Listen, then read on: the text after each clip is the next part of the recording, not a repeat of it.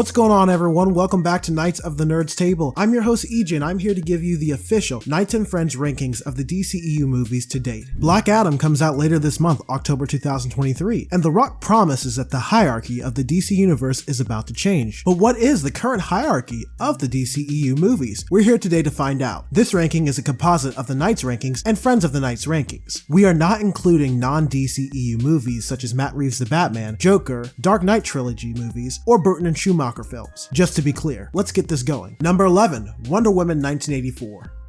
Yikes.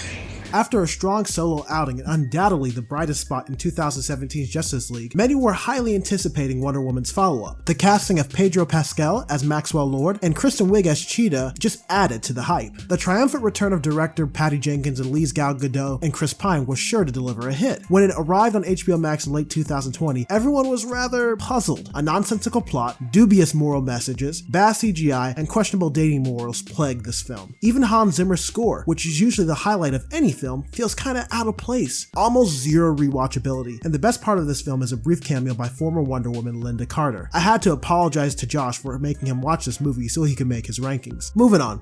Number 10, 2016 Suicide Squad. Dubbed the Studio Squad online, this is exactly the type of movie that results when the original script is written in just a few weeks, it is forced into massive reshoots, and it is officially edited by a commercial company for its theatrical release. It's a shame too. The costume and makeup department did a great job for the debuts of Will Smith's Deadshot, Margaret Robbie's Harley Quinn, and Viola Davis's Amanda Waller. These actors were clearly giving it their all, and the soundtrack is actually pretty good. But most couldn't shake the choppy, uneven editing, Jared Leto's weird interpretation of the Joker, and a historically flat villain. It won an Oscar for Best Makeup and Hairstyling, which inspired many Halloween outfits. Besides that, it really fell flat. Important to note that fellow Knight Josh realizes the flaws in this film like many, but he can still find some enjoyment in it. If I'm honest with myself, there's certain aspects of this film that make it at least worth a watch. Regardless, at some point Warner Bros. Should release the Ayer cut. Number 9.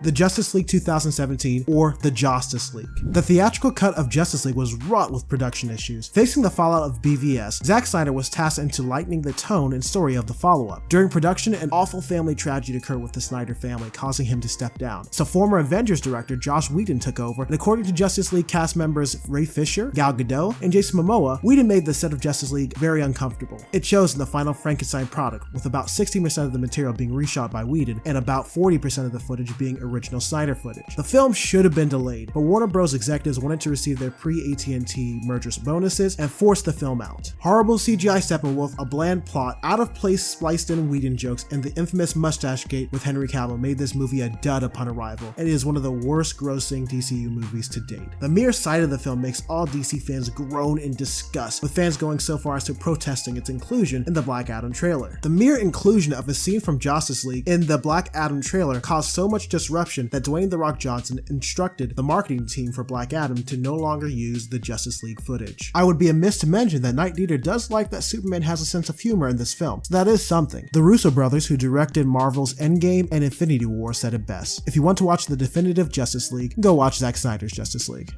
Number 8. Batman v Superman: Dawn of Justice.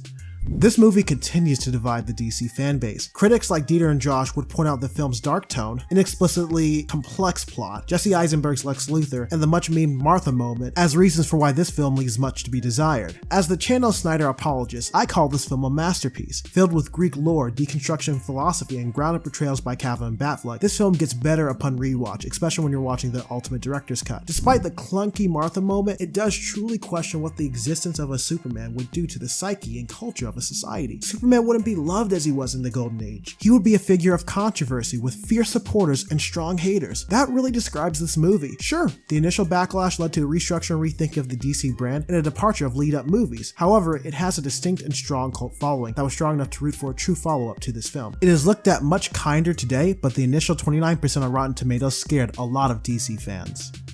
Number 7. Aquaman. Who knew that this fish out of water could be so much fun? Director James Wan and lead actor Jason Momoa deliver an archaeological thriller as Dieter complements the great design and world of the Man of the Sea. It is also the most financially successful DCU movie to date, becoming the only movie to hit $1 billion at the box office, most likely due to its crossover appeal for young crowds and adults. Despite the recent controversy with co-lead Amber Heard, we are highly anticipating the sequel, which should come out sometime next year. Number 6. Man of Steel. the grandfather, the one who started it all. To me, Man of Steel is the definitive Superman story. After audiences didn't really take to Brandon Routh's Superman Returns movie, Hollywood was really wondering if Superman fit into modern times. After completing the Dark Knight trilogy, director Christopher Nolan pointed Warner Brothers in the direction of up-and-coming director Zack Snyder. Together with Dark Knight scriptwriter David Goyer, they gave a grounded and modern take to The Last Son of Krypton. Henry Cavill shines as the conflicted hero, Michael Shannon's Zod is an underrated villain performance, and supporting cast of Amy Adams, Lawrence Fishburne, Russell Crowe, and Kevin Costner lift this movie up. The detractors of this film to this day think Superman is too dour, the action is all suspense and no depth, and that Soup should have done more to help with collateral damage. Then there's the controversial decision of having him kill Zod in the finale. These are strong decisions, and to those who want a lighter Superman, I would tell them just to watch Christopher Reeves again. For this generation, Kal-El is Kal-El. Number 5, Shazam. This film was a lighthearted homage to Golden Age superheroes. It tells a beautiful story about orphan Billy Batson and his journey to accept his new powers and eventual Shazam family. This is Night Josh's favorite DC film, and I can't blame him for it. Zachary Levi, Jack Glazer, and Kid Billy Asher Angel are truly phenomenal. It is one of the most fun DC movies to date, and the Foster family vibe is really appreciated. Number 4, Birds of Prey. Harley Quinn may have had a tough debut in Suicide Squad, but critics agree that her return in her solo outing is much improved. I would agree, and so would Josh, as we both say that Ewan McGregor's Black Mass is one of the best DCEU villains to date. Harley Quinn truly shines as well in this one. It was fun watching a much more female-centric cast finally take the spotlight. This is Knight Dieter's favorite film, mainly because it shows that Harley Quinn can truly exist without Jared Leto's Joker, which Dieter truly detests. Number 3. Zack Snyder's Justice League. After the outcry of fans on Twitter, leaks on Vero by the director, and speculation as to what a 100% Zack Snyder vision of JL would look like, we finally got it in 2001 on HBO Max. It's a much more fleshed out film than the original, and the 4 hours don't really feel as long as they should. It's a glimpse into what a fully connected DCU would truly look like, and the scale is humongous. This is my personal favorite film, and it gives us the best third act of any DCEU film. Critics like Josh will say that the movie was too long, but I always tell people that there is such a thing as a pause button to help you binge the epic.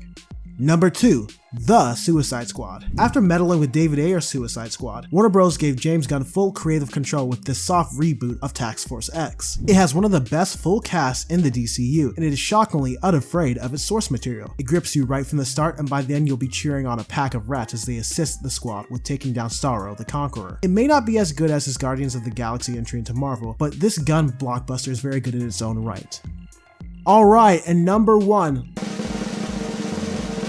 Wonder Woman 2017. You can't keep Gal Gadot and Patty Jenkins down for long. As much as everyone has reviled its follow-up, Wonder Woman is the overall Knights and Friends top pick. It's truly a trailblazer of a film and proved all the naysayers wrong when it comes to the assumptions of female-led superhero movies. Earnest, powerful, and tender, I don't believe anyone would degrade you if you said that No Man's Land scene is the most powerful scene in the DCEU. Action scenes are top-notch as well, truly showing off the Princess Warrior skills. Fully deserving to be crowned the queen of the DCEU. And that's our countdown. What do you think? What's your favorite DCEU movie so far? Can't wait to see if Black Adam truly switches the hierarchy of power. As always, like and subscribe for more content. Nights out. See you next time.